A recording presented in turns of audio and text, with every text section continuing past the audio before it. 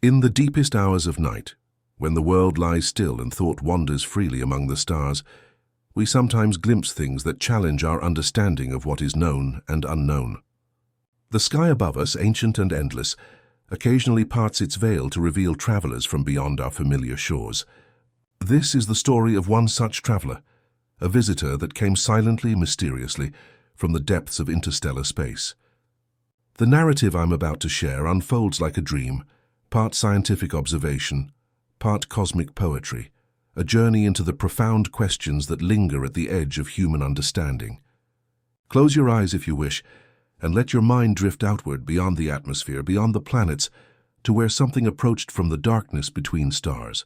In this liminal space between wakefulness and dreams, between certainty and wonder, we encounter a mystery that speaks to something primordial within us, the deep recognition that we are small creatures in an unfathomably vast universe, looking outward, with eyes that have only recently learned to see beyond our immediate surroundings.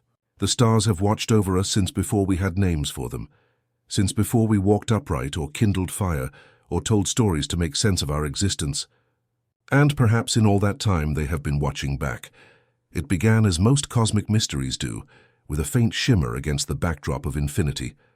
In those quiet hours before dawn, when even the most dedicated astronomers fight against heavy eyelids, telescopes across our planet caught something moving against the eternal canvas of stars, not with the familiar arc of objects born in our solar system, but with a trajectory that spoke of other suns, other worlds, other histories.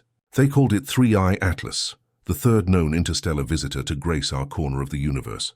Unlike the comets and asteroids that have circled our sun for billions of years, this wanderer carried the dust of distant stars, perhaps even the memory of planets we will never see. It came without announcement, without warning, a message in a bottle drifting across a cosmic ocean so vast that our minds struggled to comprehend its scale. Those who first observed its approach felt something beyond scientific curiosity, a primal wonder, an ancient recognition that has lived within us since our ancestors first looked upward and wondered what might exist beyond the reach of their understanding. The discovery wasn't dramatic.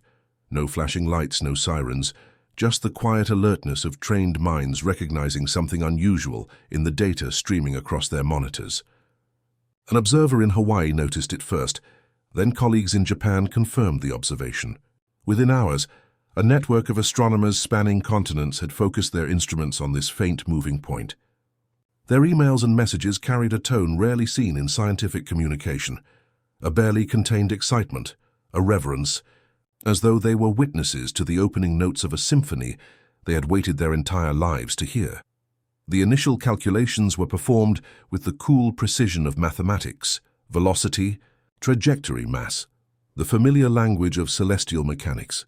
But as the numbers took shape on screens bathed in the blue light of observatory monitors, something caused the scientists to pause, to look again, to question what they were seeing.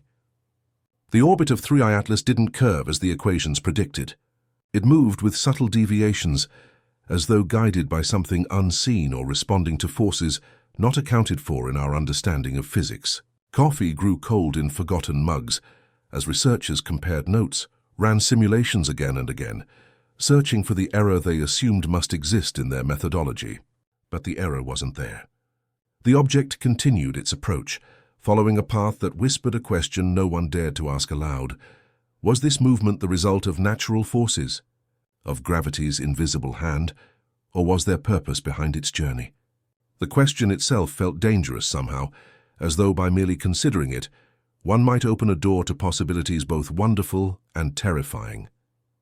In the silence of those early calculations, in the space between keystrokes as data was entered and analyzed, something shifted in the atmosphere of human knowledge, a small tremor in our certainty about our place in the cosmic order. The mathematics should have been straightforward, a matter of plotting points and predicting curves based on the well-understood influence of our sun, our planets, the distribution of mass in our solar system. Yet the numbers kept suggesting something else, something that didn't fit the models. Our senior researcher at Caltech stared at her screen until her eyes burned, then removed her glasses and pressed her fingers against her eyelids. When she looked up, her assistant was waiting expectantly. "Run it again," she said quietly, "and then again." and keep running it until either the anomaly disappears or we understand why it's there. As word spread through the scientific community, observatories around the world adjusted their focus, turning their electronic eyes toward this wanderer from another star. In the quiet hours of night, these temples of science hummed with a restrained excitement, a reverence for what might be unfolding above. Astronomers spoke in hushed tones, as if afraid to disturb the cosmic significance of what they were witnessing. Their conversations floated through darkened control rooms, while outside the massive domes turned slowly, tracking an object older than human civilization, perhaps older than Earth itself. There was a weight to these observations, a sense that they were not merely recording data, but bearing witness to something profound, a moment when the universe revealed another facet of its endless mystery. Some found themselves working through the night without feeling fatigue, driven by a curiosity that transcended physical needs. They watched and measured and wondered. Their scientific discipline temporarily merged with the ancient human impulse to make meaning of the heavens. At Mauna Kea Observatory in Hawaii, a young researcher stepped outside to clear his mind, to escape briefly from the technical discussions and data analysis that had consumed the team for days without pause. The night air was cool and thin at this altitude, the stars impossibly bright and numerous, unmarred by the light pollution that veils them from most human eyes. He looked up, knowing that somewhere in that glittering expanse moved the object that had become the focus of his professional life, invisible to his naked eye but present nonetheless. For a moment, he felt a connection that bypassed intellect and spoke directly to something older in his consciousness, a recognition that what approached was not merely matter in motion, but a kind of message, a presence that had crossed distances beyond imagination to enter our awareness. The feeling passed quickly, replaced by the practical considerations of his work, but it left a lingering resonance that colored his subsequent observations with a quality that went beyond scientific. Objectivity, the ghost of Oumuamua, lingered in their discussions, that first confirmed interstellar visitor that had passed through our solar system in 2017, strange and unexplained in its behavior. Like reading the opening chapter of an epic story, only to have the book closed before the plot reveals itself, scientists had been left with more questions than answers. Now 3i Atlas carried the same aura of mystery, but there was something different about this second visitor, something more deliberate in its approach. It was as if the universe had turned another page in a narrative that humans had glimpsed, but never fully comprehended. The parallels were discussed in academic papers, in late-night video conferences connecting researchers across continents, in the private thoughts of those who stood alone under the stars, contemplating what it might mean to be visited again by something from beyond our solar neighborhood. Was this coincidence or pattern, random chance, or the beginning of something we had yet to understand? Those who had spent careers studying the probability of interstellar encounters knew how vanishingly rare such events should be. That two such visitors would enter our detection, range within a human lifetime, defied statistical expectation. Some began to wonder if what had changed was not the frequency of these visitors, but our ability to notice them. Perhaps they had been passing through our neighborhood for millions of years, unobserved until our technology reached a threshold of sensitivity. Others, more willing to entertain speculative hypotheses, wondered if we were witnessing the beginning of a pattern, if these objects might be scouts or sensors or messages from somewhere beyond our understanding. In the spaces between formal discussions, in private exchanges between colleagues who had known each other long enough to risk professional embarrassment, these more radical interpretations were cautiously explored, like travelers testing ice before committing their full weight to crossing. The study of interstellar objects relies heavily on the light they reflect, sunlight bouncing off surfaces billions of miles away, carrying information about composition and structure if only we know how to read it. When the spectroscopic analysis of 3i Atlas began to come in, another layer of strangeness emerged.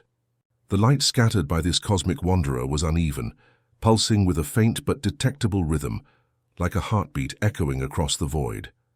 It wasn't bright enough to trigger alarm, not dramatic enough to make headlines beyond specialized scientific publications, yet those who studied these patterns felt a quiet disquiet growing within them. Natural objects don't typically reflect light this way. Comets, asteroids, even the strange configurations of dust and gas that sometimes form in the depths of space, none showed this particular signature. It whispered of hidden design, of intention encoded in cosmic dust, a signature written in the language of photons and wavelengths.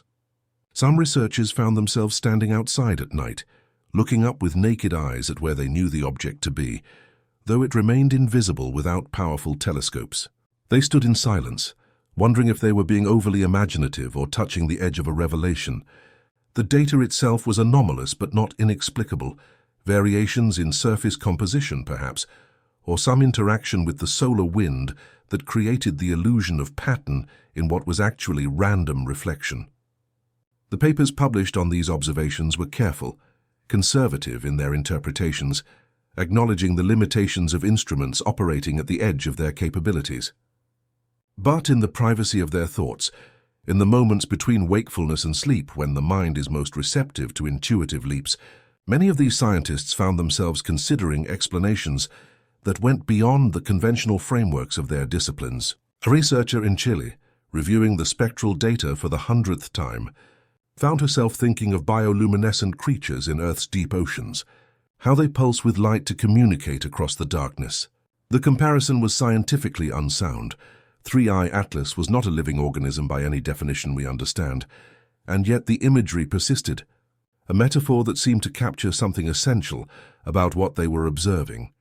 Radio astronomy has long been humanity's ear pressed against the door of the cosmos, listening for whispers of intelligence among the random noise of stars and galaxies.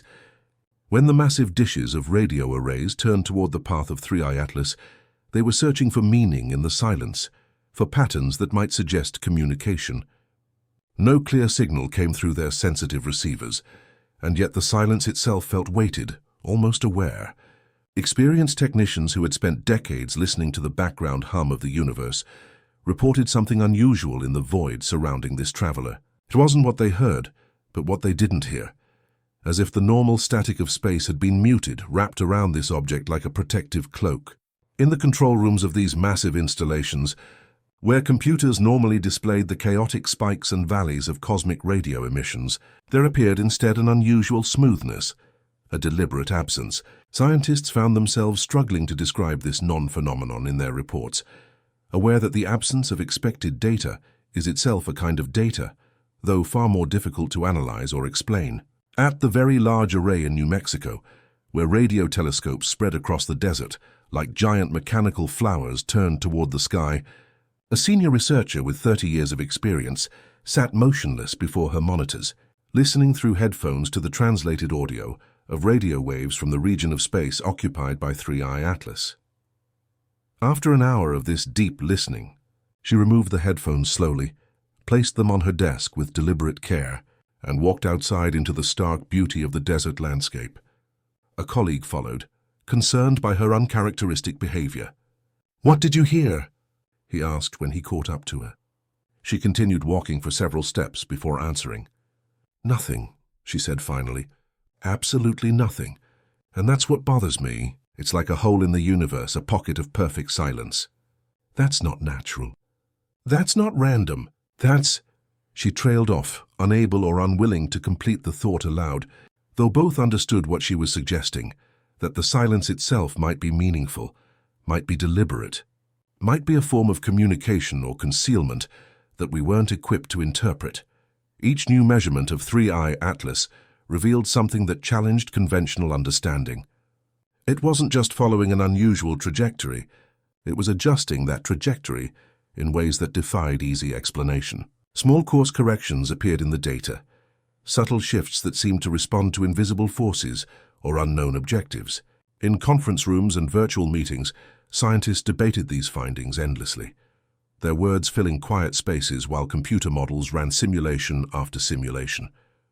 Some argued for unknown natural phenomena, interactions with interstellar dust or magnetic fields not yet mapped by our instruments. Others cautiously suggested more radical interpretations, though always couched in the careful language of scientific uncertainty. These discussions often continued late into the night, while outside, beyond the artificial lights of human habitation, The night sky remained as it always had, vast, ancient, indifferent to our attempts to categorize its mysteries. Yet now, within that familiar canopy, moved something that seemed to acknowledge our watching, to respond to our attention in ways both subtle and unsettling.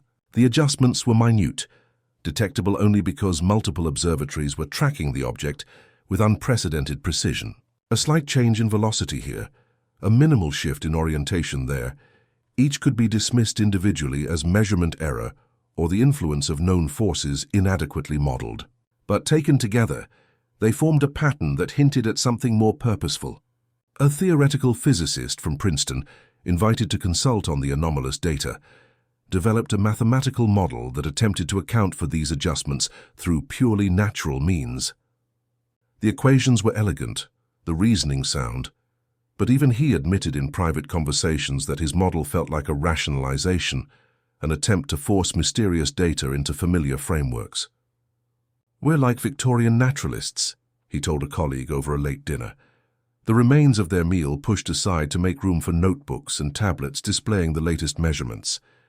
"We have our taxonomies, our categories, our accepted understanding of how the universe should behave.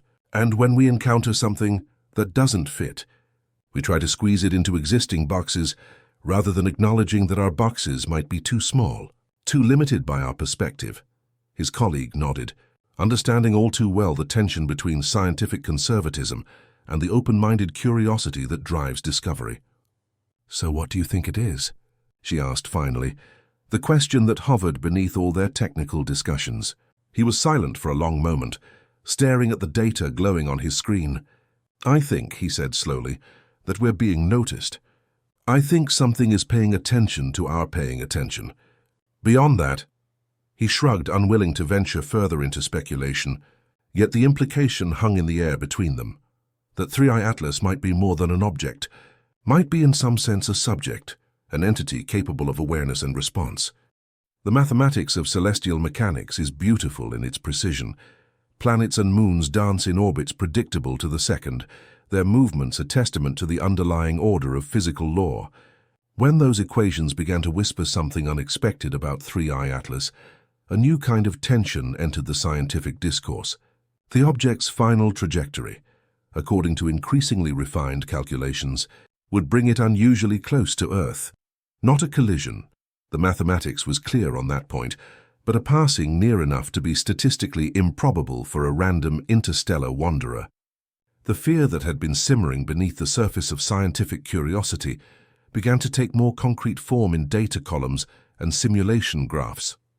Still, there was no panic, no dramatic alerts issued to the public. The approach would happen months in the future, and the uncertainty in the calculations remained significant enough that many outcomes were possible. Yet in private conversations, in encrypted emails between colleagues who had worked together for decades, a question began to form. What if this approach was not a coincidence? What if, in some way they could barely articulate, this visitor had found exactly what it was looking for? The probability calculations were unsettling in their implications. The vast emptiness of space makes close encounters between celestial bodies extraordinarily rare. The odds of a random interstellar object passing so near to Earth were vanishingly small, comparable to firing an arrow blindfolded from one continent and hitting a specific leaf on a specific tree on another. Some researchers began to consider whether 3i Atlas might be responding to Earth itself, to our radio broadcasts that have been spreading outward for a century, to the chemical signatures of life and technology that mark our planet as unusual in our solar system, to some quality we possess but have not yet recognized in ourselves. Others dismissed such speculations as anthropocentric projection, the human tendency to see intention and meaning where only random chance exists. Yet even the skeptics couldn't entirely dismiss the mathematical improbability of what they were observing. An astrobiologist from the SETI Institute, known for her cautious approach to questions of extraterrestrial intelligence, found herself increasingly uncomfortable with purely chance-based explanations. During a panel discussion streamed to colleagues around the world, she chose her words with careful precision. While we must be wary of attributing agency where none exists, we must be equally cautious about dismissing significant statistical anomalies simply because they challenge our preconceptions about what is possible. The approach trajectory of 3I Atlas represents such an anomaly. It may ultimately be explained through natural processes we don't yet understand, but we would be remiss in our duties as scientists if we didn't consider all possibilities, including those that lie at the boundaries of our current knowledge. Across the planet, from massive government-funded observatories to the humble backyard telescopes of amateur astronomers, eyes turned toward the same point in the sky. It became humanity's shared horizon, a single luminous thread connecting people who otherwise had little in common. School children in Tokyo learned about interstellar objects, while grandmothers in Buenos Aires joined astronomy clubs to follow the latest news. For a brief moment, the artificial divisions of human society seemed less important in the face of this cosmic visitor. Yet beneath this collective wonder lay a quieter, deeper feeling, the awareness that perhaps, for the first time in human history, we were not merely observing, but being observed. This sensation wasn't discussed in scientific papers or press releases, but it lived in the space between words, in the long pauses during interviews, when researchers tried to explain the significance of what was happening. It lived in the dreams of those who spent their days tracking the object's approach, dreams of being seen by something ancient and patient, something that had crossed the incomprehensible distances between stars with purpose. The public's engagement with 3I Atlas varied widely, from casual interest to deep fascination, from scientific curiosity to religious interpretation. Some saw the visitor as nothing more than an interesting astronomical phenomenon, a chance to learn about the material that drifts between stars.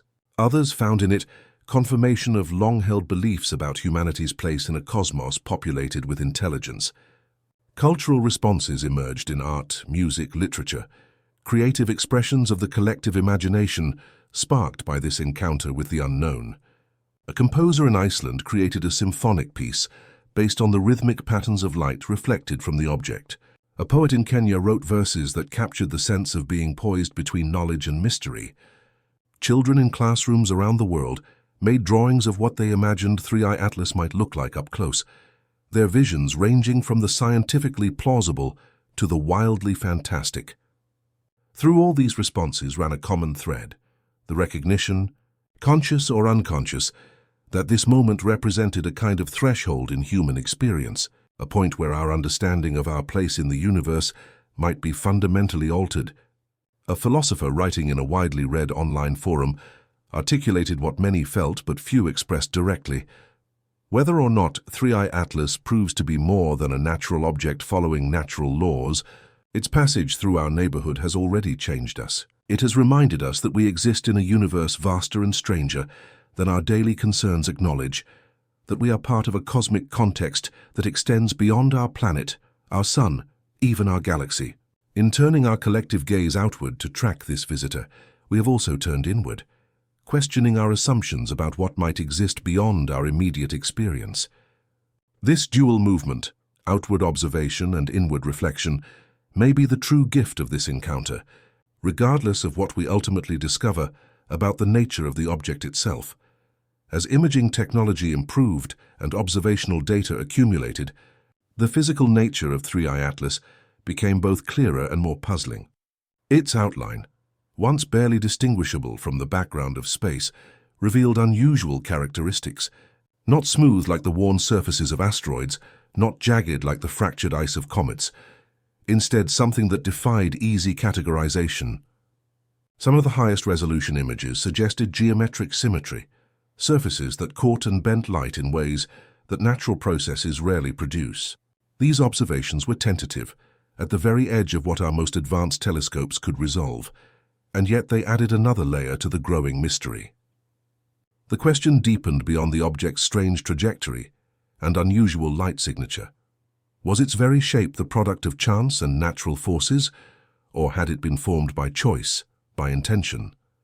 In the careful, measured language of scientific publication, researchers avoided speculative terms, but in private conversations, late at night when the mind wanders more freely, words like designed and constructed occasionally slipped into the discourse, immediately followed by self-conscious laughter or dismissive gestures, as though by acknowledging such possibilities, even in jest, One might be admitting to thoughts that had no place in serious scientific inquiry. The best images came from the space-based telescopes, free from the distorting effects of Earth's atmosphere. Even these were frustratingly unclear, not quite detailed enough to definitively resolve the question of the object's shape and structure. Computer enhancement techniques were pushed to their limits, extracting every possible bit of information from the available light. The results were tantalizing but inconclusive. Surfaces that appeared to meet at regular angles, regions of different reflectivity, arranged in patterns that hinted at organization rather than random distribution, a general symmetry that seemed unlikely to arise from the chaotic processes that form natural celestial bodies. A researcher at the European Southern Observatory compiled the best available imagery into a three-dimensional model, which she rotated slowly on her screen while colleagues gathered around. "If I saw this shape in any other context," said one, breaking the silence that had fallen over the group, "I would assume it was manufactured." No one contradicted him, though several shifted uncomfortably. The implication was too enormous, too disruptive to established understanding to be casually endorsed. And yet, as they continued to stare at the slowly rotating model, with its suggestion of designed structure, they found it increasingly difficult to dismiss the possibility that they were looking at something that had been shaped by intelligence, by beings who thought and built and created, perhaps for purposes beyond human comprehension. The digital infrastructure of modern astronomy is a marvel of human ingenuity, a global network of instruments, data storage and analysis tools that allows us to peer deeper into the cosmos than ever before. Yet one night, without warning or explanation, a telescope feed went dark mid-observation of 3I Atlas, then another. When systems came back online hours later, data logs showed unexpected gaps, minutes of information missing, deleted, or perhaps never recorded at all. Technical failures happen, of course. Complex systems occasionally malfunction. But the pattern of these incidents, their timing and specific focus on observations of the interstellar object, raised questions that technical explanations couldn't fully address. Cybersecurity experts were consulted. Systems were checked for intrusions, but no evidence of external tampering could be found. It was as if the data had simply chosen not to be recorded, as if the very act of observation had been gently but firmly rejected. In the silence between those missing frames, in the empty spaces where data should have been, a new kind of understanding began to form, one based not on what was seen, but on what was conspicuously absent. The incidents weren't widely reported, contained within the professional community, to avoid sensationalizing what might ultimately prove to be mundane technical glitches. But those directly involved found the experience profoundly unsettling. A network engineer at the European Space Agency spent 3 days investigating the failure of data transmission from an orbital telescope, tracing connections, checking code, verifying hardware functionality. In the end, she could find no explanation for why 18 minutes of observation had failed to record, why the data packets had never reached their destination, despite all systems apparently functioning normally. In her final report, she wrote only the technical details, the tests performed, the results obtained. But in her private journal, she allowed herself a more personal reflection. "It feels like trying to remember a dream that slips away upon waking. The harder I reach for it, the more elusive it becomes.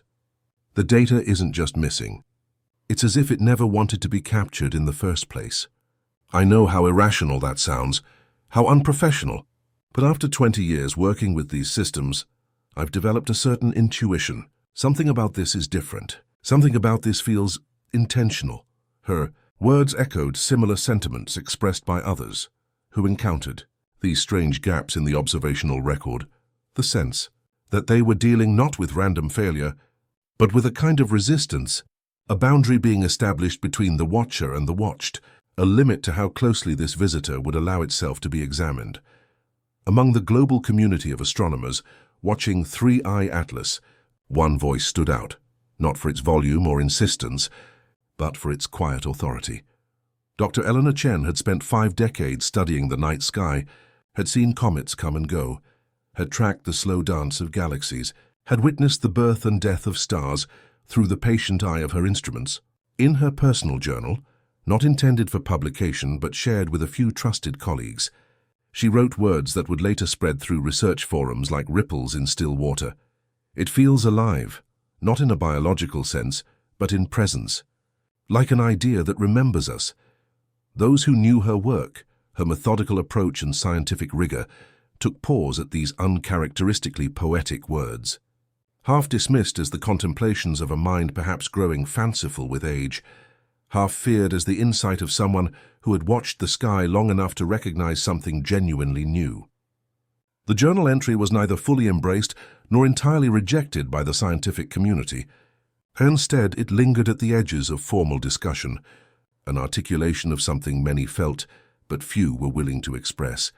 The sense that whatever was approaching carried not just matter from another star system, but something more ineffable, a quality that our instruments could detect, but our language struggled to name.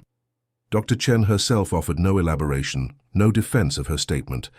She continued her observations with the same careful attention to detail that had characterized her long career, recording data, analyzing patterns, maintaining the objective stance expected of a scientist. Yet colleagues who worked closely with her noticed subtle changes in her approach, a new patience in her observations, as if she were listening rather than merely looking. A tendency to spend long hours reviewing data that others might consider insignificant, a habit of stepping outside the observatory at night to gaze directly at the sky, though the object of her study remained invisible to the naked eye. When questioned about her journal entry, she typically offered a small smile and a deflecting comment. Just the musings of an old woman who has spent too much time with the stars. But those who knew her well recognized that her experience with 3i Atlas had affected her deeply, had shifted something fundamental in her understanding of the cosmos and humanity's place within it. A former student, now a respected researcher in her own right, visited Dr. Chen one evening and found her sitting in darkness, the only light coming from stars through an open window. "What did you mean?" the younger woman asked. "About an idea that remembers us." Dr. Chen was silent for so long that it seemed she might not answer. When she finally spoke, her voice was soft but clear. "Throughout human history, we have sent our thoughts upward, our myths, our religions, our questions about what lies beyond our world. We have imagined gods and aliens and cosmic forces, projected our fears and hopes into the vastness above us. What if something out there has been listening? What if our ideas have been received, remembered, and now in some form we can barely comprehend returned to us? What if 3i Atlas is not just an object but a response?" The era of artificial intelligence has transformed how we process astronomical data, allowing us to find patterns that might otherwise remain hidden in the vastness of information collected by our instruments. When researchers applied deep learning algorithms to the movement of 3i Atlas, seeking to better predict its path and behavior, they found something unexpected: rhythm in its movement, intervals repeating with a precision that defied random fluctuation. The universe has rhythm, yes. The cosmos pulses with the heartbeat of rotating neutron stars, the oscillations of magnetic fields, the dance of binary systems. But this was different. Too exact, too mindful. The algorithms detected what human observers had sensed but couldn't quite articulate, that the traveler was following a pattern, perhaps even responding to a song that only it could hear. The scientists who reviewed these findings found themselves in the uncomfortable position of having data they couldn't fully explain within conventional frameworks. Their papers were careful, their conclusions tentative. Yet between the lines of academic prose lay a growing recognition that they might be witnessing something beyond current understanding. Not merely an object moving through space, but an event unfolding according to some cosmic choreography they were only beginning to perceive. The AI systems themselves seemed to struggle with the data, producing analyses that required increasingly complex models to account for the observed patterns. One researcher at MIT, specializing in the application of artificial intelligence to astronomical observation, noted that the algorithms kept identifying patterns that seemed almost linguistic in structure, not a language as humans use it, but sequences that contained the mathematical hallmarks of information transfer. "It's as if," she explained to a colleague, careful to keep her voice neutral and scientific, "the object's movements encode something like meaning. The AI keeps trying to translate it, keeps finding structures that suggest communication, but can't quite make the leap to interpretation because the framework is so different from anything in our reference database. This observation might have been dismissed as an artifact of the AI's pattern recognition capabilities. Algorithms, after all, are designed to find order even in randomness, sometimes detecting signal where only noise exists.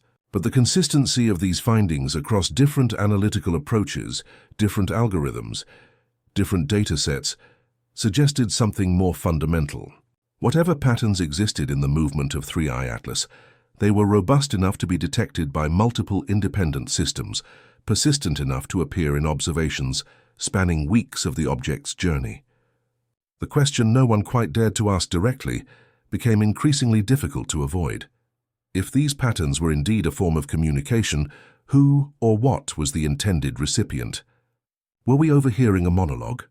A message meant for some other intelligence elsewhere in the cosmos? Or was Earth itself the destination of this cosmic transmission? Humanity the audience for a communication we could detect but not yet decipher? As 3i Atlas continued its approach, instruments designed to measure electromagnetic radiation began picking up faint fluctuations, not signals in the conventional sense, not communication as we understand it, but perturbations in the background fields that permeate our solar system. These fluctuations were subtle, not enough to harm or even to disrupt normal electronic functioning, just enough to be noticeable to the most sensitive equipment. Devices in laboratories dedicated to observing the object glowed slightly warmer than expected. Radio waves bent in unusual patterns. Magnetic field sensors recorded minor but consistent anomalies. The world at large continued unaware of these minute changes, concerned with the daily rhythms of human life, politics and economics, love and conflict, the eternal cycles of our species. But in observatories and research institutions, a wordless tension grew, a sense of anticipation that seemed to pulse in sync with those barely detectable fluctuations. Some researchers reported unusual dreams during this period, not nightmares but visions of vast distances and ancient light, of watching and being watched across the gulf of space and time. These experiences went largely undocumented in official records, shared only in private conversations, yet they added another layer to the growing sense that what approached was not merely matter, but meaning. A physicist specializing in quantum field theory found herself particularly affected by these phenomena. Her equipment, designed to measure subtle changes in the quantum vacuum, had been registering anomalies that corresponded precisely with the closest approaches of 3i Atlas to Earth in its spiral inward through our solar system. The patterns defied standard explanations, not random fluctuations, not instrument error, not known forms of cosmic radiation. In her laboratory journal, alongside the precise notations of measurements and calibrations, she began recording her dreams of floating in emptiness that somehow wasn't empty at all, but filled with a presence that communicated without words or images, that conveyed vast ages of time and distances beyond imagination. She kept these records separate from her formal research, aware that such subjective experiences had no place in scientific publication. Yet the correlation between the anomalous readings from her instruments and the intensity of these dream experiences was strong enough that she couldn't dismiss it as coincidence. One morning, after a particularly vivid dream, she arrived at her laboratory to find her graduate students gathered around a display, excited by some new development. The equipment had registered the strongest fluctuation yet, a pulse that seemed to ripple through the quantum field like a stone dropped in still water. The timestamp of the event matched the moment she had awakened from her dream, heart racing, filled with a certainty she couldn't articulate, the sense that something was reaching across the void, touching human consciousness in ways that transcended ordinary perception. In the wake of 3i Atlas, trailing behind it like the tail of a comet, but structured in ways no comet's tail had ever been, observers detected a faint stream of particles, not the icy debris that typically follows celestial wanderers, but something more organized, as though written in the medium of cosmic dust. Spectroscopic analysis revealed patterns that some researchers compared to crystalline structures, others to wave functions, still others to the complex folding of proteins or the arrangement of neural networks. No consensus emerged on what these patterns represented, if anything. Some called it noise, the random arrangement of particles caught in complex gravitational and electromagnetic interactions. Others, particularly those who had been following the object since its first detection, saw language in these formations, not words or symbols as humans use them, but information encoded in a medium and syntax evolved for interstellar distances, for communication across the void. No one agreed on what it might mean, but increasingly, even the most skeptical observers could feel that it meant something, that the patterns carried intention, that the dust spoke in whispers too alien for human ears, but perhaps not too alien for human intuition. A team at the European Southern Observatory devoted themselves to mapping these particles, tracking their distribution and movement over time. What emerged from their analysis was a structure of remarkable complexity, not random dispersion, but organization that suggested purpose. The patterns evolved as the object moved, changing in ways that seemed responsive to the environment through which it passed. When 3I Atlas encountered the magnetic field of Jupiter during its journey inward, the particle stream reconfigured itself, adopting formations that allowed it to maintain coherence despite the disruptive influence of the giant planet's magnetosphere. This adaptive quality struck many observers as particularly significant, evidence of a system capable of responding to external conditions, of maintaining its integrity and purpose despite challenges. Such behavior is characteristic of living systems on Earth, though no one suggested that the particle stream was alive in any biological sense. Rather, it seemed to represent a different kind of organization, a different expression of the principle that distinguishes order from chaos, purpose from randomness. A linguist brought into the research team to offer perspective on the possible communicative aspects of these patterns found herself overwhelmed by the complexity of what they were observing. "If this is language," she told her colleagues during a late-night discussion, "it's unlike any we've encountered. It operates on multiple dimensions simultaneously, constantly evolving, context-dependent in ways that make translation almost inconceivable with our current frameworks. And yet," she paused, searching for words adequate to express what she intuited, "and yet there's something familiar about it too, something that resonates with how meaning emerges in human communication, though the specific structures are utterly alien. It's as if we're hearing poetry in a language we've never studied, unable to understand the words but still sensing the rhythm, the emotion, the intent behind them." As the final weeks of approach began, a subtle shift occurred in the tenor of scientific discourse surrounding 3I Atlas. The focus moved beyond technical analysis to deeper philosophical considerations. Researchers found themselves thinking less about fear or potential threat, more about perspective and the humbling nature of cosmic scale. To study something so far beyond human control, so ancient in its journey, was to be reminded of our fundamental smallness. A delicate species clinging to a blue world, our civilization's mere moments in the grand timeline of the universe. In conference rooms and virtual meetings, discussions about the object's properties and behavior gave way to more existential questions. What would it mean to make contact with something truly alien? How might we recognize intelligence evolved under conditions entirely different from Earth's? If we were being observed, what would our observers see? Our wars and our art, our cruelty and our compassion, our fear and our wonder. The approaching visitor became a mirror in which humanity glimpsed itself from a new angle, saw both its fragility and its remarkable capacity for understanding. Some found this perspective terrifying. Others found in it a strange comfort, the recognition that whatever cosmic drama might be unfolding, it connected us to something larger than our brief existence. A philosopher invited to address a gathering of scientists studying the phenomenon spoke of the cosmic perspective, the view of human affairs from the vantage point of deep space and deep time. Throughout history, she reminded them, encounters with the unknown have transformed human self-understanding. The Copernican revolution showed us that we were not at the center of the universe. Darwin's insights revealed our kinship with all living things. Einstein's theories transformed our conception of space and time themselves. Now we stand at another potential threshold.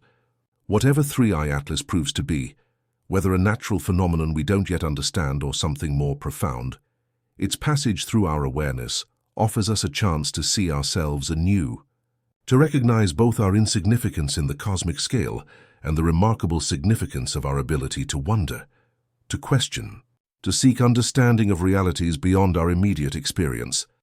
Her words resonated with many who had been tracking the object's approach, articulating what they had been feeling but hadn't expressed, that beyond the specific scientific questions about Three-Eye Atlas lay deeper implications for humanity's place in the universe, for our understanding of ourselves as creatures capable of contemplating mysteries that span interstellar distances and timescales beyond individual human lives. Then came the night when Three-Eye Atlas crossed into range visible to the naked eye, not bright like a planet or even a prominent star, but discernible to those who knew where to look. A faint shimmer that left a streak of pale green across the night sky as Earth rotated beneath it. News channels carried the story, social media filled with amateur photographs, impromptu gatherings formed in parks and on beaches, people coming together to witness this visitor from beyond our solar neighborhood. For one rare moment in human history, our species paused together, across nations and cultures, across political divisions and economic disparities. Children were lifted onto shoulders to see better. Elders shared stories of other celestial events they had witnessed in their long lives. Strangers stood side by side in companionable silence, united by the simple act of looking upward. What they saw neither threatened nor comforted. It simply was, a presence that had crossed unimaginable distances to pass near our world, carrying with it the dust of other suns, perhaps the echoes of other civilizations, certainly the mystery of the vast cosmos, of which we are but a tiny part. In living rooms and observatories, on mountaintops and city rooftops, humanity shared a collective experience of wonder that transcended the artificial boundaries we so often place between ourselves. In a small coastal town, a father and daughter stood on their porch, eyes turned upward to the streak of green light moving slowly across the stars. "What is it?" the child asked, her voice barely above a whisper. The father, a high school science teacher who had followed the scientific reports with fascination, found himself unable to offer the technical explanation he had prepared. In this moment of shared watching, facts about interstellar objects and orbital mechanics seemed inadequate, missing the essential quality of what they were witnessing. "It's a traveler," he said finally. "Something very old from very far away passing by our home." The child considered this, her gaze never leaving the sky. "Is it saying hello?" she asked. The father looked down at his daughter's upturned face, illuminated by starlight, and felt a sudden certainty that transcended his scientific education. "I think," he said softly, "it might be." Similar scenes played out around the world, moments of connection, of wonder, of recognition that extended beyond scientific understanding into something more primal, more universal. The green light moved across the sky, silent and ancient, while beneath it, a young species looked up together, and for a brief moment, remembered its place in a cosmos vast beyond comprehension, yet somehow, in this shared moment of observation, intimately connected to the human experience. Then, quietly without drama or spectacle, Three-Eye Atlas began to change course again. The adjustment was subtle, detected first by the most sensitive tracking systems, and confirmed over subsequent hours by observatories around the world. The new trajectory wasn't taking the object away from our solar system, but bringing it closer to Earth than previous calculations had suggested. Not dramatically closer, not on a collision course, but on a path that could not be explained by the gravitational influences of our planet. Our sun, or any known celestial body, the angle of approach was precise, apparently deliberate, suggesting not accident but intent. In the corridors of scientific institutions, whispered conversations replaced formal briefings. Researchers who had maintained professional detachment throughout the observation period found themselves exchanging theories they would never include in peer-reviewed publications. Governments quietly assembled panels of experts, not just astronomers and physicists, but linguists, anthropologists, philosophers, religious leaders, people who might help interpret what increasingly seemed like a moment of potential contact. Yet publicly caution prevailed. Statements remained measured, focused on the technical aspects of the observations rather than their potential implications. The world continued its daily rhythms, while a small community of watchers held their breath, sensing that they stood at the threshold of something momentous. Now senior official at NASA, speaking off the record to a colleague from the European Space Agency, articulated the tension that permeated these behind-the-scenes discussions. We're caught between our scientific training, which demands evidence and resists speculation, and our human intuition, which is screaming that something extraordinary is happening. The trajectory changes, the particle patterns, the electromagnetic anomalies, individually each could be explained away. Together they tell a story that points to intention, to purpose. But how do we communicate that to the public without sounding like we've abandoned scientific rigor? How do we prepare people for the possibility that we're being visited, being examined, being... He trailed off, unwilling to complete the thought aloud.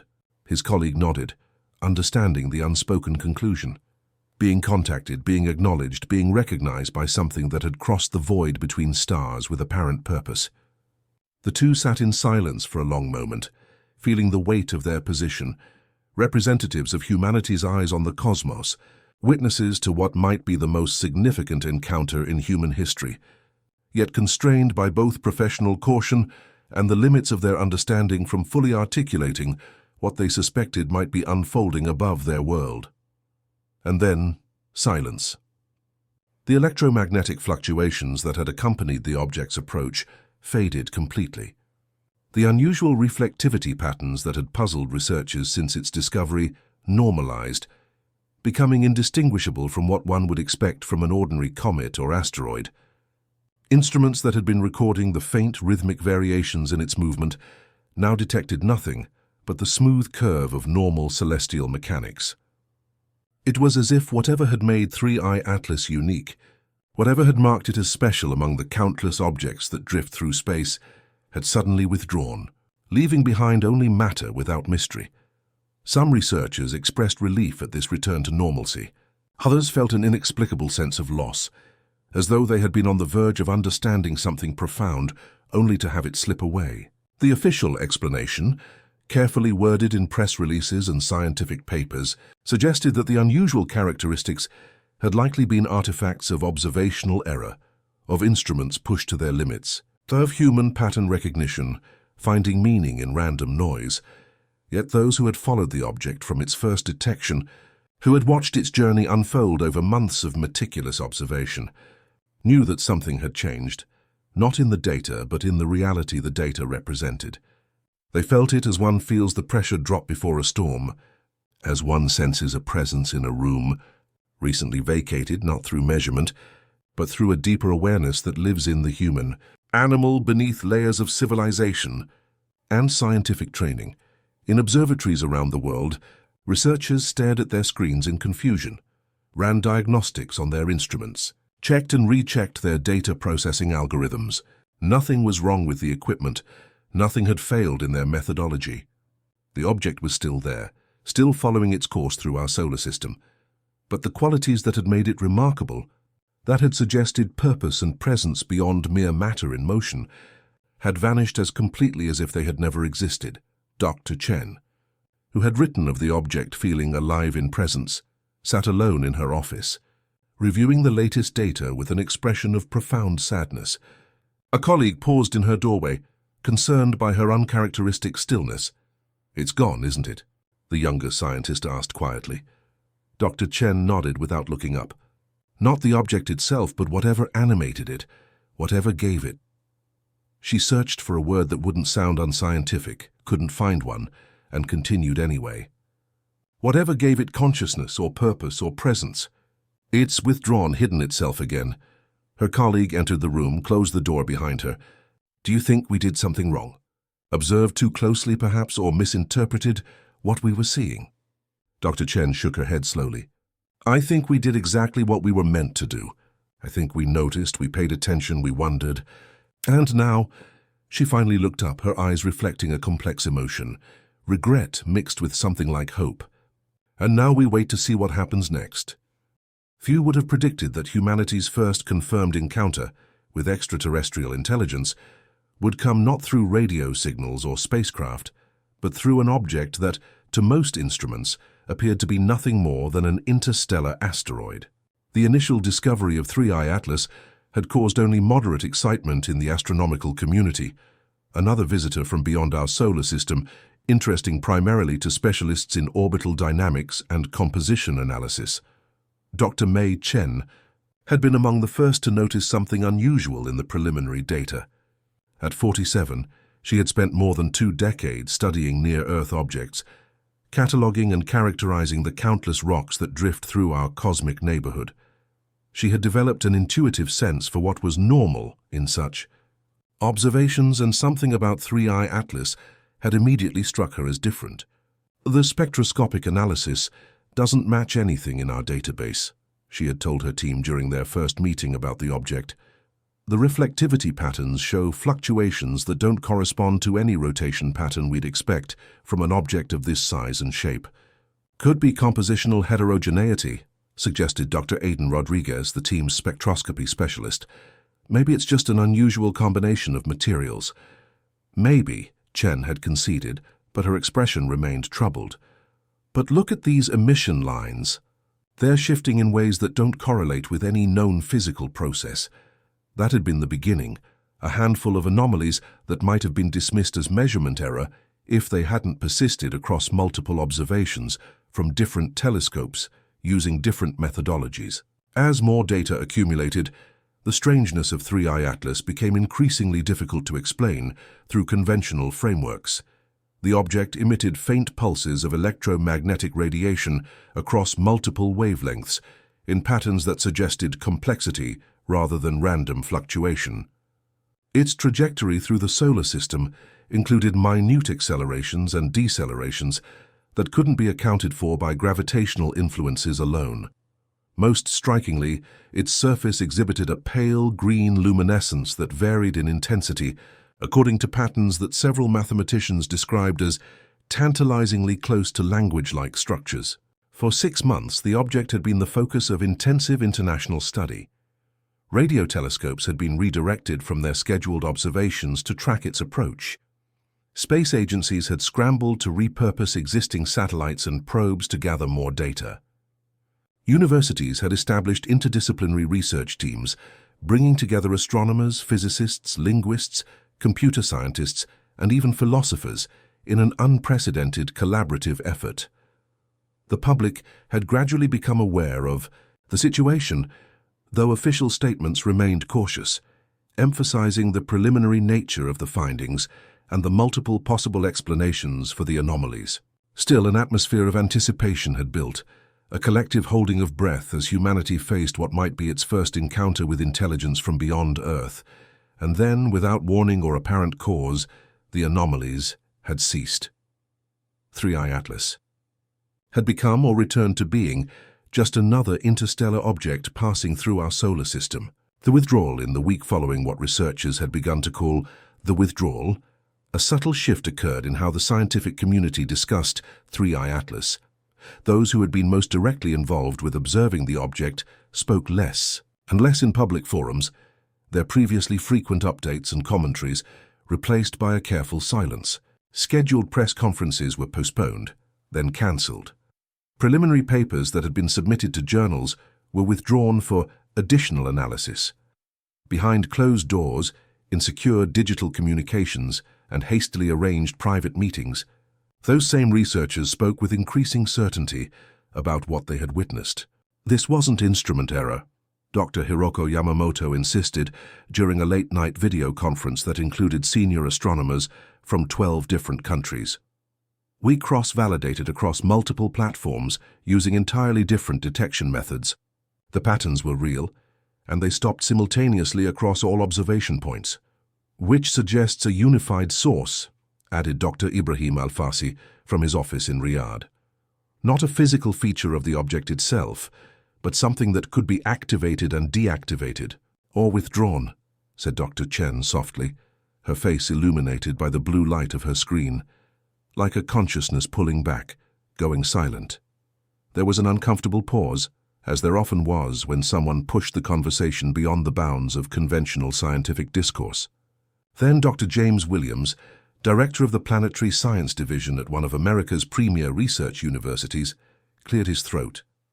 "What troubles me most is the timing, he said. The withdrawal occurred precisely when we began attempting to respond to the patterns, when we directed that series of targeted radio pulses toward the object.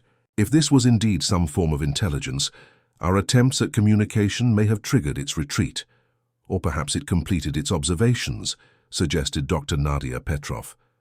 Perhaps it gathered whatever data it came for and simply moved on. The conversation continued deep into the night, circling around questions that had no clear answers, theories that could not yet be tested. What united these researchers beyond their professional expertise was the profound sense that they had witnessed something significant, a moment when the boundary between humanity and the cosmos had momentarily thinned, allowing a glimpse of something beyond. Meanwhile, in observatories and research centers around the world, technicians continued the painstaking work of collecting data on the now ordinary interstellar visitor. The instruments recorded the object's steady progress through the solar system, its gradually diminishing brightness as it moved away from the sun, its spectral signature now consistent with that of a typical carbonaceous asteroid. Nothing in these measurements suggested anything unusual had ever occurred, but for those who had watched the green shimmer pulse with mathematical precision, who had seen the patterns emerge from what should have been random noise, the memory remained. And with it, the certainty that something had changed, not just in their understanding of Three-Eye Atlas, but in their understanding of humanity's place in the cosmos. The lunar signal in the days that followed, as Three-Eye Atlas continued its now ordinary journey through our solar system, satellites in orbit around Earth detected something unexpected, a faint pulse emanating from the moon's far side, from an area well away from the sites of human lunar exploration. The pulse was rhythmic, calm, perfectly timed with the object's last recorded pattern before its characteristics changed. No natural lunar phenomenon could explain these emissions. No human technology was present in that isolated region to generate them. The data was verified, checked and rechecked, but no conclusive explanation could be offered. No official statement acknowledged these observations. They remained contained within a small circle of researchers who found themselves facing a choice between professional caution and the pursuit of a truth that seemed to be slipping beyond reach. Dr. Elena Vasquez, an astrobiologist who had joined the Three-Eye Atlas research team 3 months into the observation period, was the first to recognize the correlation between the lunar signal and the object's final emissions. "It's not just similar," she explained to the small group assembled in her laboratory. "It's identical. The same frequency modulations, the same mathematical relationships between pulses. It's as though the object transferred its signature to the lunar surface before going dark." "That's impossible," Dr. Rodriguez objected, though his voice lacked conviction. "There's no known mechanism for such a transfer. The object never came close to the moon, never intersected with its orbit." "There's no known mechanism for half of what we observed during the active phase," Dr. Vasquez replied calmly. "We're beyond known mechanisms now." The implications were staggering. If the correlation was real, if the lunar signal was indeed connected to Three-Eye Atlas, it suggested a level of technological capability far beyond anything humanity had achieved. The ability to remotely establish a transmitter on a planetary body, without physical contact, without any visible beam or emission during the transfer process, represented a kind of engineering that existed only in the realm of theoretical physics. Some argued for immediate investigation, for redirecting orbital assets, for planning new lunar missions to examine the source of these mysterious signals. Others counseled patience, suggesting that rushing toward an answer might lead to misunderstanding or even danger. "We don't know what we're dealing with," warned Dr. Williams during one particularly heated debate. "We don't know the purpose of this signal, don't know if it's meant for us or for something else." "All the more reason to investigate now," countered Dr. Al-Farsi. "If there is technology of unknown origin operating on the moon, we cannot afford to ignore it. The security implications alone—" "This isn't about national security," interrupted Dr. Chen, her voice sharp with unusual intensity. "This is about a potential first contact situation. The decisions we make now could affect humanity's relationship with whatever intelligence is behind these phenomena for centuries to come. The debate continued behind closed doors while publicly, the story of Three-Eye Atlas began to fade from headlines, overtaken by the everyday concerns that dominate human attention. The visitor had vanished or transformed, or completed whatever purpose had guided its journey across the interstellar void. It left behind a question that hung in the air like the last note of a symphony, resonating long after the musicians have set down their instruments, a question that would never stop echoing for those who had truly heard it. The lunar signals continued, unchanging in their rhythm, detectable only by the most sensitive equipment in very specific wavelengths. Their pattern matched exactly the final pulse of light reflected from Three-Eye Atlas before it transformed into apparent normalcy, a correspondence so precise that it could not be coincidence. A mathematician working with the data described it as a signature, a reference point, like coordinates in a multidimensional space. What this might mean in practical terms remained unclear, but the implication was unmistakable. Something had been transferred, deposited, established on the far side of the moon, something connected to the interstellar visitor that had captivated human attention for months. The hidden conference, in a secured conference room deep within a government research facility, a small group of scientists and officials met to discuss potential responses. The conversation moved in circles, constrained by the limits of understanding, by the unprecedented nature of what they were facing. "We don't even know what questions to ask," admitted the senior official present, the frustration evident in her voice. "We don't have a framework for this situation." Dr. Alexandra Torres, director of the Anomalous Phenomena Division, displayed the latest analysis on the room's central screen. The signal has remained absolutely consistent for 47 days now. No variation in pattern, frequency, or intensity. It's as if it were a fixed recording, playing on an endless loop. "Or waiting for a response," suggested Dr. Chen. She had been reluctant to attend this classified meeting, preferring the open collaboration of the scientific community to the secretive approach of government agencies. But the lure of access to the most detailed data on the lunar signal had overcome her reservations. "A response using what methodology?" asked General Harris, the military representative at the table. "We've tried directed radio transmissions toward the signal source. We've attempted optical communication using patterns derived from the signal itself. We've even sent spacecraft to orbit directly above the emission location. There's been no change in the signal, no indication that any of our efforts have been recognized. Perhaps we're thinking about this all wrong," said Dr. Jordan Peterson, a theoretical physicist whose work on quantum information theory had earned him both a Nobel Prize and a reputation for unconventional approaches. "We're assuming that communication must involve an exchange of messages, a back-and-forth conversation. But what if this is more like a beacon, a marker placed for future reference, not intended for immediate interaction?" "A reference for whom?" asked Torres, her brow furrowed. "For more visitors like Three-Eye Atlas? For some future version of ourselves?" An astronomer who had been silent throughout the discussion finally spoke, his words careful and measured. "Perhaps that's the point. Perhaps we're being given time to develop that framework, to prepare ourselves for understanding something beyond our current capacity. The signal isn't going anywhere. It's patient. It will wait until we're ready."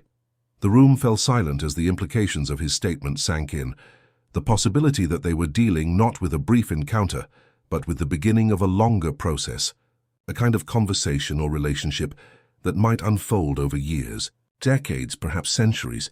"So what do we do in the meantime?" asked the general, his military mindset seeking actionable outcomes, concrete steps to take in response to this unprecedented situation. "We watch," said Dr. Chen simply. "We listen, we learn, and most importantly, we remain open to possibilities beyond our current understanding. This may be just the beginning of a much longer story." As the meeting adjourned, the participants dispersed to their separate institutions, each carrying a piece of this cosmic puzzle, each aware that they stood at a threshold of discovery that might ultimately transform humanity's understanding of its place in the universe.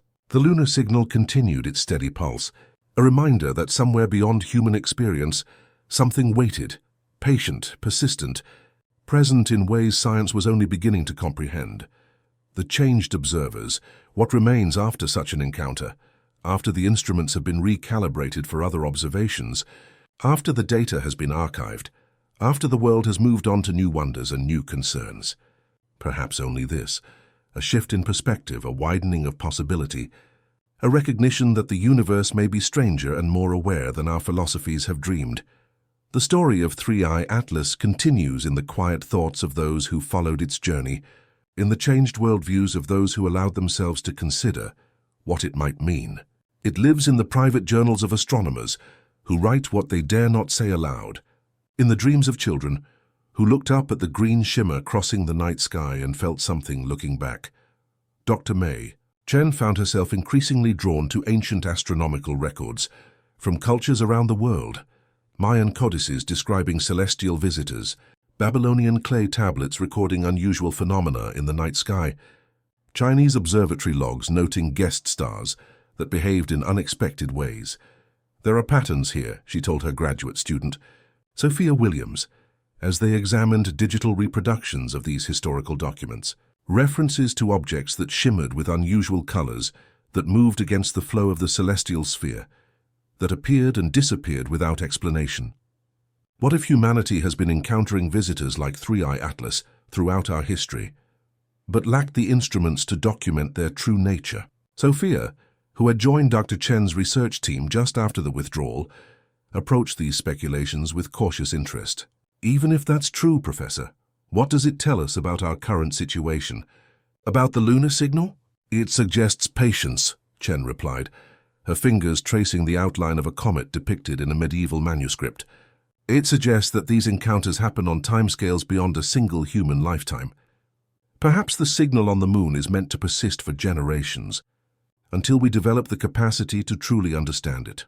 Across the world, other researchers who had participated in the observation of Three-Eye Atlas underwent similar transformations in their thinking.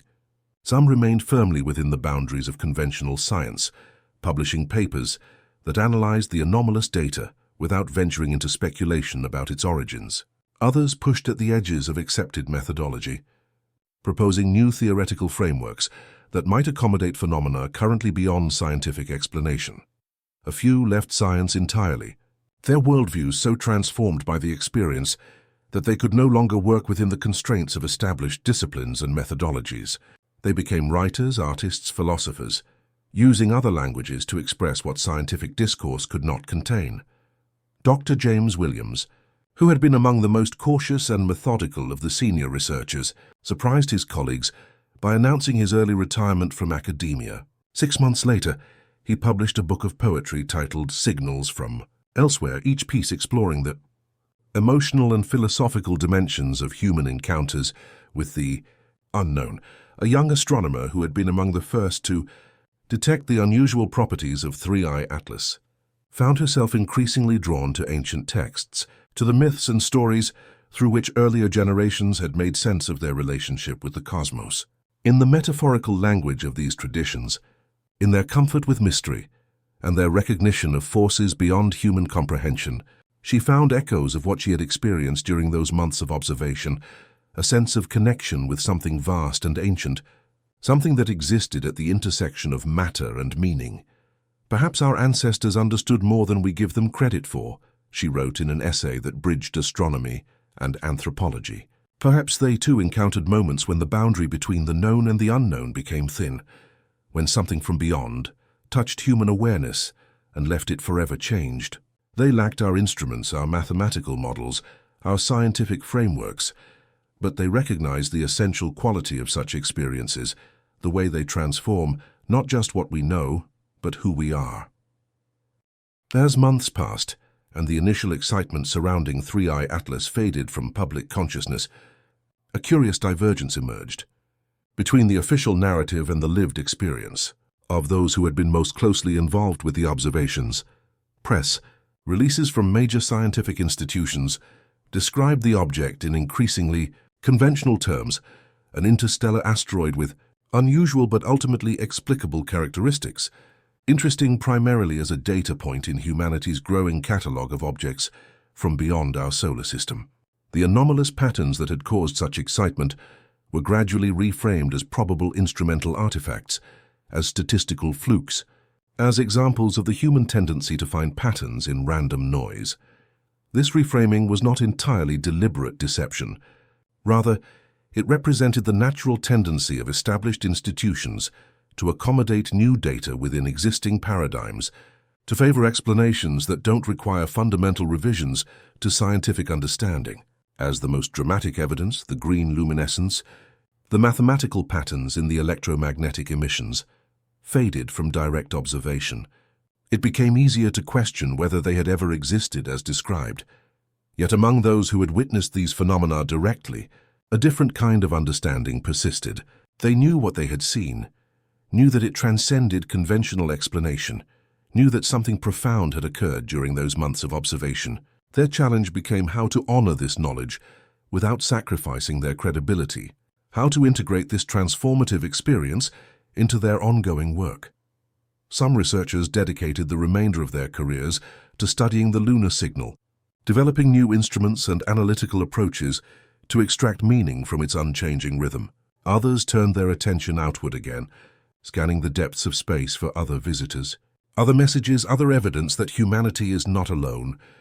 In its capacity for wonder and creation, Dr. Elena Vasquez established a small research institute dedicated to what she termed xenosemiotics, the study of potential communication systems that might bridge the gap between human understanding and truly alien forms of intelligence, drawing on linguistics, information theory, cognitive science, and astronomy. Her team developed new approaches to analyzing the patterns embedded in the lunar signal. "We're not just looking for a message in the conventional sense," she explained in a rare public lecture. 3 years after the withdrawal, we're trying to understand a fundamentally different way of encoding meaning, one that might reflect cognitive processes, perceptual systems, or concepts entirely unlike our own. It's like trying to understand a language without knowing if its speakers experience time, causality, or identity in ways comparable to human experience. Meanwhile, in the broader culture, the story of Three-Eye Atlas began to take on the qualities of a modern myth, a tale that, while perhaps not literally true in all its details, nonetheless conveyed essential truths about humanity's place in the cosmos. Artists, writers, and filmmakers incorporated elements of the encounter into their work, often transforming the scientific observations into metaphors for the human experience of wonder, of connection across difference, of recognition beyond language. A novel titled The Green Light reimagined the event from multiple perspectives, including a speculative chapter written from the perspective of Three-Eye Atlas itself, portraying the object as a kind of probe sent by a distant civilization to assess Earth's readiness for direct contact. The book became an international bestseller, translated into 47 languages, its popularity reflecting humanity's enduring fascination with the possibility of contact with extraterrestrial intelligence. In university departments of philosophy and religious studies, scholars engaged in renewed debates about the implications of potential contact with non-human intelligences. How might such encounters challenge or reinforce various ethical frameworks, theological understandings, or conceptions of human uniqueness? These discussions, once confined to speculative fiction and fringe conferences, entered the mainstream of academic discourse, informed by the tantalizing possibility that Three-Eye Atlas represented not a hypothetical, but an actual first contact situation. Through all these cultural responses and adaptations, the lunar signal continued its steady pulse, unchanging in its rhythm, indifferent to human interpretation, a persistent reminder of questions that remained unanswered. The waiting 10 years passed, then 20. A generation of scientists who had not directly witnessed the active phase of Three-Eye Atlas rose to positions of influence in their fields. To them, the stories of green luminescence and mathematically precise patterns seemed like relics of an earlier, less rigorous era in astronomy, interesting historical footnotes rather than data to be seriously considered. The lunar signal, however, could not be so easily dismissed. It continued without variation, without degradation, without any sign that the passage of time affected its operation.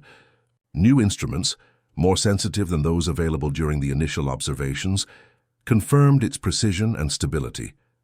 Whatever technology generated this transmission showed no evidence of power depletion, component failure, or environmental damage from 2 decades of exposure to the harsh conditions of the lunar surface.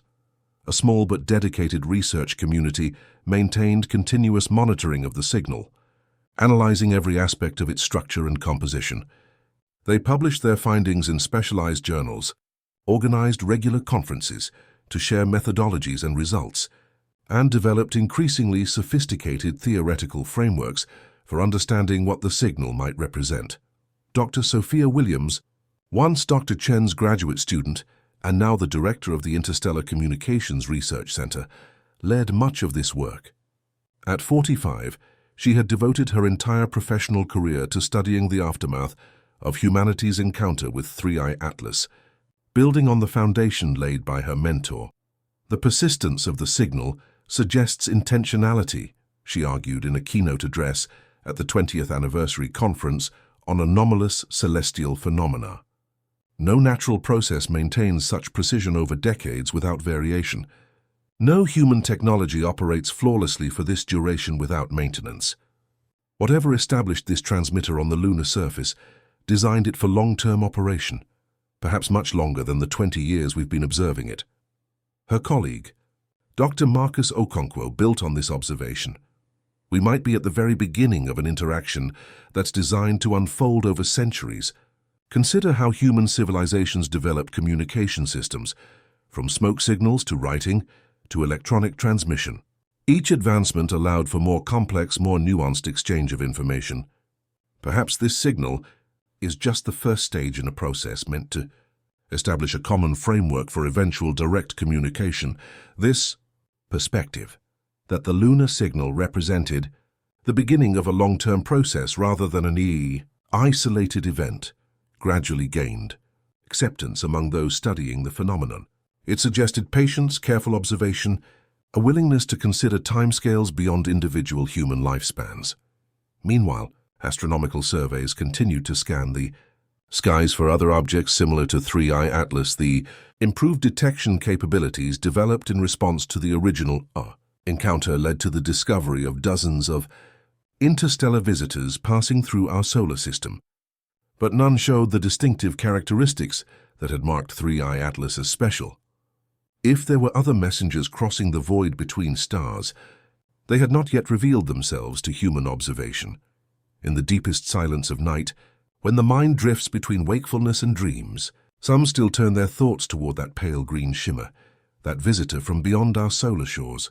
They wonder about its origin, its purpose, its destination, now that it has moved beyond our easy observation. They contemplate the pulse that continues to emanate from the far side of the moon, regular, patient, like a beacon or a heartbeat or a question asked in a language too ancient for human understanding. The next phase on. A clear night 30 years after the passage of 3I Atlas, something changed. The lunar signal, which had maintained absolute consistency for 3 decades, suddenly altered its pattern. The change was subtle, a slight shift in the intervals between pulses, a new mathematical relationship emerging from what had previously seemed like a simple repeating sequence. Monitoring stations around the world registered the change simultaneously, triggering automated alerts that roused researchers from sleep, interrupted conferences, and redirected telescopes toward the moon's far side. The altered signal continued for exactly 72 hours, then reverted to its original pattern. Dr. Williams, now in her 50s and widely recognized as the world's leading expert on the lunar signal, convened an emergency session of her research team. "This is what we've been waiting for," she told them, her voice steady despite her evident excitement. "After 30 years of unvarying transmission, we have our first evidence of responsiveness, of adaptation." "Responsiveness to what?" asked one of her younger colleagues. What changed to trigger this alteration in the signal? It was a crucial question, and one that sent researchers scrambling to identify any unusual events that had coincided with the signal's brief transformation. Had there been unusual solar activity? Changes in Earth's magnetosphere? New human activities on or around the moon? The answer, when it emerged, sent ripples of excitement through the scientific community. 3 days before the signal changed, a new space telescope designed specifically to search for biosignatures in the atmospheres of exoplanets had made its first major discovery. Compelling evidence of microbial life on a planet orbiting a star 40 light-years from Earth. The timing could have been coincidence, but for those who had followed the story of 3I Atlas from the beginning, who had maintained faith in the significance of the lunar signal despite decades of minimal variation, it suggested something profound, that whatever intelligence had established the transmitter was not only still present in some form, but was actively monitoring humanity's scientific progress. "It's responding to our discovery," Dr. Williams proposed during a hastily convened international conference. "The signal changed precisely when we demonstrated the capability to detect life beyond our solar system. It's as if we passed some threshold of technological development, some milestone that triggered the next phase of whatever process this represents." The implications were staggering. If the lunar signal was indeed responding to human scientific achievements, it suggested a level of ongoing surveillance and assessment that few had considered possible. It transformed the understanding of the signal from a static artifact, a remnant left behind by 3I Atlas, to an active presence, a channel through which some intelligence continued to observe and interact with humanity. In the months that followed, researchers devoted enormous resources to analyzing the 72 hours of altered signal. Mathematicians identified complex patterns that seemed to incorporate prime numbers, geometric ratios, and quantum mechanical relationships. Linguists searched for structural elements that might correspond to syntax or semantic content. Computer scientists developed new algorithms to detect patterns across multiple dimensions of the signal: frequency, amplitude, timing, polarization. Gradually, a consensus emerged. The altered signal contained information encoded in ways that stretched the boundaries of human understanding, but that seemed deliberately designed to be decipherable given sufficient time and effort. It was as if the intelligence behind the signal had calibrated its complexity to be just beyond humanity's current capabilities, but not so far beyond as to be permanently inaccessible. "It's a teaching tool," suggested Dr. Okonkwo during a private conversation with Dr. Williams. "A puzzle designed to push our understanding forward, to help us develop the cognitive and technological tools needed for the next stage of interaction." "Or a test," Williams countered, her expression thoughtful. "A way of assessing whether we have the patience, the collective intelligence, the cultural maturity to engage with whatever lies on the other side of this process." Perhaps it was both, assessment and instruction combined in a single complex interaction. Whatever its purpose, the altered signal catalyzed a new phase in humanity's relationship with the mysterious presence that had entered our solar system 30 years earlier. The message was clear. If not in its specific content, then in its timing and structure. We are still here. We are watching. When you are ready, we will take the next step. The recognition as efforts to decode the altered signal continued. A parallel line of research focused on understanding the precise mechanism that had triggered the change. If the signal had indeed responded to humanity's detection of extraterrestrial life, what was the connection between these events? How had information about the telescope's discovery been transmitted to whatever system controlled the lunar transmitter? Dr. Yuki Tanaka, a quantum information theorist who had recently joined Dr. Williams' research team, proposed a radical hypothesis. What if the connection isn't through conventional transmission at all? She suggested during a brainstorming session. What if it's through quantum entanglement? The idea was speculative, pushing far beyond current understanding of quantum physics, but it offered a potential explanation for how the lunar signal could respond to human activities without any detectable communication between Earth and the Moon. If 3E Atlas established quantum entangled particles on Earth and on the lunar surface before its withdrawal, Dr. Tanaka explained, those particles would remain connected regardless of distance. Changes to one would instantly affect the other, without any signal traveling between them. But how would such particles interface with human technology? Asked a colleague. How would they know about our telescope's discovery? Dr. Tanaka smiled. That's the fascinating part. They wouldn't need to interface with our technology directly. They might be sensitive to specific patterns of human neural activity, to the collective recognition of the discovery's significance. The hypothesis was difficult to test, but it aligned with a growing understanding among researchers that the phenomenon they were studying transcended conventional physics. Whatever intelligence had designed the lunar transmitter, whatever purpose guided its operation, it appeared to operate according to principles that human science was only beginning to comprehend. This recognition that humanity was engaging with technology and intelligence far beyond its own provoked a profound shift in how researchers approached the signal. Rather than treating it as a puzzle to be solved through existing methodologies, they began to see it as an invitation to develop new frameworks of understanding, new ways of perceiving and interpreting reality itself. Dr. Williams, in a widely circulated essay titled "Beyond Anthropocentrism: Learning to Think Outside Human Experience," articulated this shift. For centuries, science has proceeded on the assumption that human perception and cognition provide adequate tools for understanding the universe.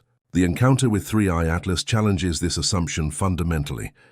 We may need to develop entirely new modes of thought, new conceptual frameworks that transcend the limitations of human evolutionary history, to engage meaningfully with intelligences that evolved under radically different conditions. This perspective represented a significant departure from traditional scientific approaches, which assume that natural phenomena, however complex, can ultimately be understood through careful observation and analysis using human sensory and cognitive capacities.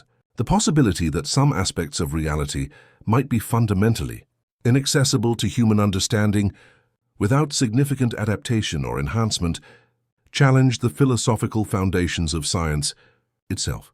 Yet paradoxically, this recognition of human limitations opened new pathways for research and understanding. By acknowledging the boundaries of their perception and cognition, scientists could begin to explore ways of transcending these limitations through technology, through collaboration with artificial intelligence, through new methodologies that did not rely solely on direct human observation and analysis. We may need to develop a kind of science that doesn't center human understanding. As its goal, suggested Dr. Okonkwo, science that recognizes multiple valid perspectives on reality, multiple ways of organizing and interpreting information, multiple forms of intelligence with different but equally valid capacities for comprehension. This approach, humble yet ambitious, recognizing limitations while seeking to transcend them, characterized the most promising research into the lunar signal and its meaning. It represented a maturation of humanity's response to the encounter, a willingness to be transformed by the experience rather than merely assimilating it into existing frameworks. In observatories and laboratories around the world, the work continued, measuring, analyzing, theorizing, always pushing against the boundaries of what could be known. But alongside this scientific enterprise ran a quieter, more personal investigation, the individual human mind contemplating its relationship with the vastness that surrounds it, finding in that contemplation both profound humility and unexpected dignity. 50 years after the passage of 3I Atlas through our solar system, the lunar signal remained active, its presence a constant reminder of questions that continued to shape human thought and exploration. The original researchers, Dr. Chen, Dr. Williams, Dr. Vasquez, and their contemporaries, had largely passed from the scene. Their work continued by new generations of scientists who brought fresh perspectives and methodologies to the enduring mystery. The signal had changed its patterns 7 more times over the decades, each alteration coinciding with significant advances in human understanding of the cosmos, the discovery of complex organic molecules in the atmosphere of an exoplanet, the development of a unified theory that reconciled quantum mechanics with general relativity, the first successful creation of a stable wormhole connecting distant points in space-time. With each change, the signal became more complex, more information-dense, as if gradually increasing its communicative capacity in response to humanity's growing ability to comprehend. Analysis suggested that if the pattern continued, the signal would eventually transform into something capable of transmitting vast amounts of information, perhaps even consciousness itself, across the boundaries that separate intelligent species. Humanity, meanwhile, had been profoundly shaped by its long engagement with this mysterious presence. The initial encounter with 3I Atlas had catalyzed new approaches to astronomy, physics, and information theory. The ongoing study of the lunar signal had transformed understanding of communication, cognition, and consciousness. The philosophical and cultural implications of potential contact with non-human intelligence had rippled through human societies, influencing everything from religious thought to political structures to artistic expression. Perhaps most significantly, the recognition that humanity was not alone in its capacity for wonder, for the perception of mystery, for the creation of meaning, had fostered a deeper sense of cosmic connection and responsibility.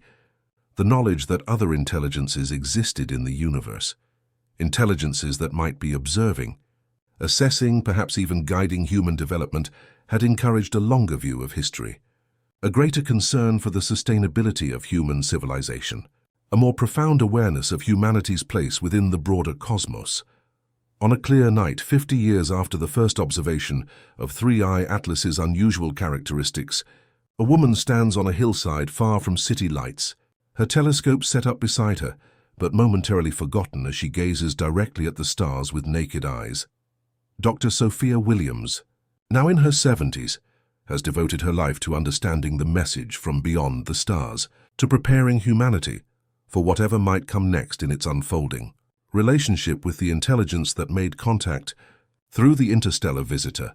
The telescope beside her is not pointed toward any specific celestial object tonight. It waits in readiness while she allows herself a moment of simple, unmediated connection with the night sky. She thinks about the lunar signal, still pulsing its regular rhythm after all these years, still evolving in ways that continue to challenge human understanding, despite the best efforts of researchers around the world. She thinks about the changes in astronomical research since 3I Atlas, the new attention to anomalous data once dismissed as error or noise, the willingness to consider explanations that push against the boundaries of established understanding, the subtle but significant shift in how humanity thinks about its place in the cosmos.